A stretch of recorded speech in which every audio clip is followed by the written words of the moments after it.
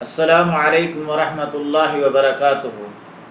قال اللہ سبحانہ وتعالی فی محکم تنزیلہ بعد اعوذ باللہ من الشیطان الرجیم یا بنی آدم خذوا زینتکم عند کل مسجد۔ قابل احترام سامعین و ناظرین، ہر چیز اور ہر جگہ کے کچھ نہ کچھ آداب ہوتے ہیں، اسی طرح مسجد کے بھی کچھ آداب ہیں۔ رمضان المبارک کے اندر اکثر لوگ مسجدوں کا رخ کرتے ہیں، لیکن مسجدوں کے آداب کا لوگوں کو کوئی پتہ ہی نہیں۔ چند آداب میں اختصار کے ساتھ ذکر کرتا ہوں، اللہ تعالی ہمیں وہ آداب سمجھنے اور پھر ان کو اپنانے کی توفیق دے۔ مسجد میں داخل ہوتے وقت پہلے دایاں پاؤں اور پھر بایاں پاؤں رکھیں، اور ساتھ یہ دعا پڑھیں، اللہم افتح لی ابواب رحمتک، اے اللہ میرے لیے اپنے رحمت کے دروازے کھول دے۔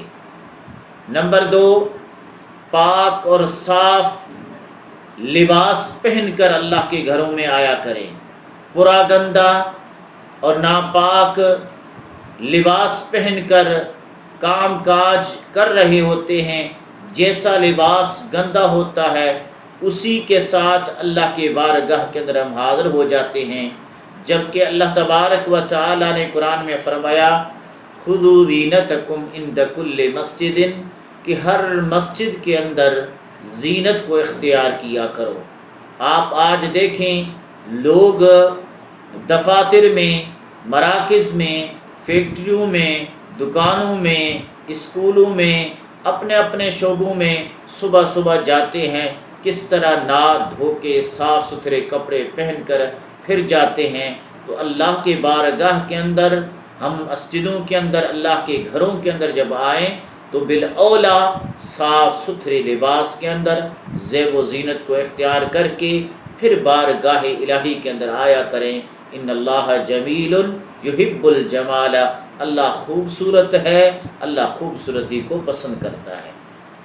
نمبر 3، بدبودار چیز کھا کر منہ سے بدبو آ رہی ہو، اور اسی طرح گرمیوں کے اندر پسینہ اور پسینے والا جسم اور پسینے کے کپڑے اور پسینے کی بدبو آ رہی ہو، اگر جورابیں پہنی ہوئی ہوں اور جورابوں سے بدبو آ رہی ہو، اس کیفیت کے اندر اللہ کے گھروں میں نہیں آنا چاہیے۔ رسول اللہ صلی اللہ علیہ وسلم نے فرمایا من اکل ثوما او بصلا، جس نے تھوم یا پیاز کھایا تو وہ ہمارے مسجد میں نہ آئے، اور ایک حدیث میں آتا ہے آپ نے فرمایا وہ ہماری مسجدوں سے علیحدہ رہے، اور چاہیے کہ وہ اپنے گھر میں بیٹھ جائے۔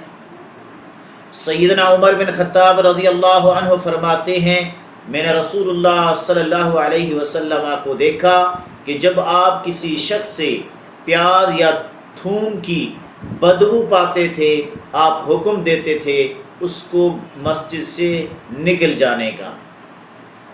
اسی طرح آج کل کے دور کے اندر لوگ تمباکو، پان، نسوار اور اس طرح کی چیزیں کھا کر، سگریٹ استعمال کر کے پھر اللہ کے گھر میں، مساجد میں آتے ہیں، تو یہ بھی ٹھیک نہیں ہے، یہ بھی درست نہیں ہے۔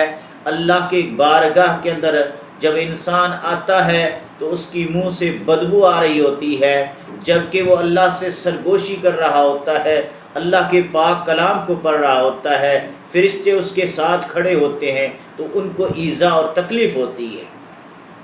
اسی طرح ایک ادب یہ بھی ہے مسجد کا کہ مسجد میں تھوکنا یا ناک کی ریٹھ مسجد کے اندر پھینکنا یہ بھی درست نہیں ہے۔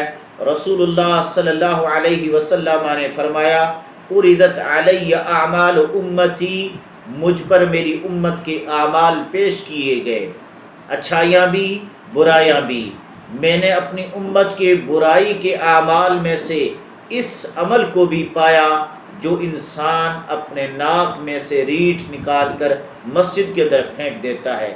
اللہ کے نبی صلی اللہ علیہ وسلم نے ایک دفعہ مسجد کے اندر قبلے کی جانب ناک کی ریٹھ دیکھی، آپ نے اس کو کھرچ کر صاف کر دیا، اور آپ کا چہرہ غصے سے سرخ ہو گیا، اور آپ نے اس قبلہ کی جانب تھوکنے سے اور مسجد کے اندر تھوکنے سے آپ نے منع فرمایا۔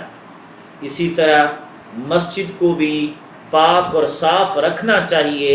رسول اللہ صلی اللہ علیہ وسلم نے حکم دیا بے بناء المسجد فی الدور، محلوں کے اندر مسجدیں بنانے کا، اور آپ نے ساتھ یہ بھی حکم دیا ان تطیب و تنظف، کہ ان مسجدوں کو پاک اور صاف رکھا جائے۔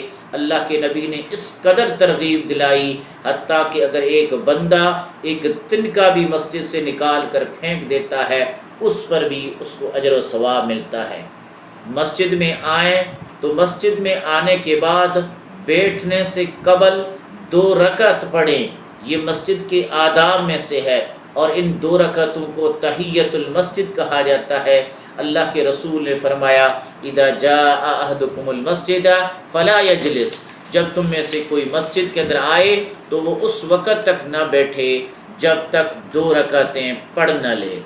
اسی طرح کسی نمازی کے سامنے نہیں گزرنا چاہیے۔ اللہ کے نبی نے اس کی بڑی وعید بیان کی۔ آپ نے فرمایا لو یعلم المار بین یدی المصلی ماذا علیہ لکان ان یقف 40 خیرا لہ من ان یمر بین یدیہ۔ آپ نے فرمایا اگر نمازی کے سامنے سے گزرنے والے کو پتہ چل جائے کہ اس کے اوپر کتنا گناہ ہے تو اس کے لیے بہتر ہے کہ وہ 40 کھڑا رہے اس سے کہ وہ نمازی کے سامنے گزرے۔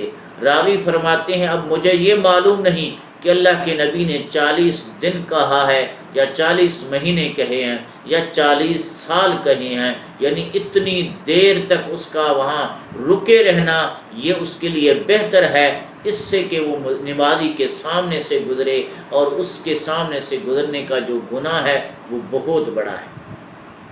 اسی طرح مسجدوں میں شور اور غوغا، سیاسی باتیں، دنیاوی باتیں اور مجلسیں لگانا یہ بھی ٹھیک نہیں ہے۔ صائب بن یزید فرماتے ہیں کہ مجھے عمر رضی اللہ تعالی عنہ نے حکم دیا کہ یہ 2 شخص جو مسجد میں بیٹھے آوازیں بلند کر رہے ہیں ان کو لے آئیں۔ میں ان کو لے کر آیا۔ سیدنا عمر بن خطاب نے ان سے پوچھا کہ آپ لوگ کہاں سے ہو؟ انہوں نے کہا ہم طائف سے ہیں۔ سیدنا عمر بن خطاب نے فرمایا اگر تم اہل مدینہ ہوتے لأوجعتکما، میں تم دونوں کو صدا دیتا، ترفعان اصواتکما فی مسجد رسول اللہ، تم دونوں اپنی آوازوں کو بلند کر رہے ہو اللہ کے رسول کی مسجد کے اندر، تو مسجد کے اندر شور اور غوغا کرنا یہ درست نہیں ہے۔ اسی طرح ایک ادب یہ بھی ہے کہ مسجد سے نکلتے ہوئے ہم پہلے مسجد سے نکلتے ہوئے بایاں پاؤں باہر رکھیں، پھر دایاں رکھیں، اور ساتھ یہ دعا پڑھیں اللہم انی اسألک من فضلک، اے اللہ بے شک میں تجھ سے سوال کرتا ہوں تیرے فضل کا۔ اللہ تبارک و تعالی ہمیں مسجد کے ان آداب کو ملحوظ خاطر رکھ کر اور ان کے اوپر پابندی کرنے کی توفیق عنایت فرمائے۔ اقول قولی ھذا واستغفر اللہ لی ولکم ولسائر المسلمین۔